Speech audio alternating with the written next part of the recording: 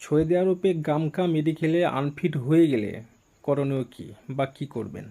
ভাই, আমরা 2023 সালের শেষের দিক পর্যন্ত যাত্রীকে যখন মেডিকেলে পাঠাতাম, যদি কোনো যাত্রী মেডিকেলে আনফিট হতো তাহলে আমরা তাকে আবার নতুন করে পাসপোর্ট করাতাম।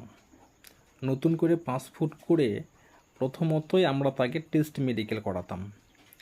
আর টেস্ট মেডিকেলে রিপোর্টে যদি কোনো রকম সমস্যা থাকতো, ছোটোখাটো সমস্যাগুলো যেরকম জ্বর, সর্দি, কাশ ইত্যাদি, এগুলো যদি কোনো সমস্যা থাকতো তাহলে আমরা চয়েস স্লিপ উঠিয়ে কোনটাকে মেডিকেল দিতাম, ফিট হতো, কোনো সমস্যা হতো না।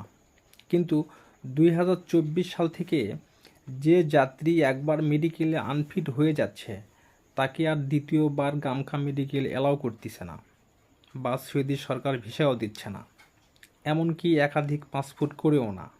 কারণ আপনি যখন নতুন পাসপোর্ট করবেন, পুরাতন পাসপোর্ট নাম্বার কিন্তু আপনার নতুন পাসপোর্টে থেকে যাবে। আমি আবার একবার বলতেছি, আপনি যদি নতুন পাসপোর্ট করে মেডিকেল করতে চান তাহলে পুরাতন পাসপোর্ট নাম্বার কিন্তু নতুন পাসপোর্টে থেকে যাবে। আর মেডিকেল করতে গেলে কিন্তু প্রথমতই আপনার পুরাতন পাসপোর্ট নাম্বারটা যেটা, ওইটা দিয়ে সার্চ দিয়ে দেখবে যে আপনার আগের মেডিকেল করা ছিল কি না।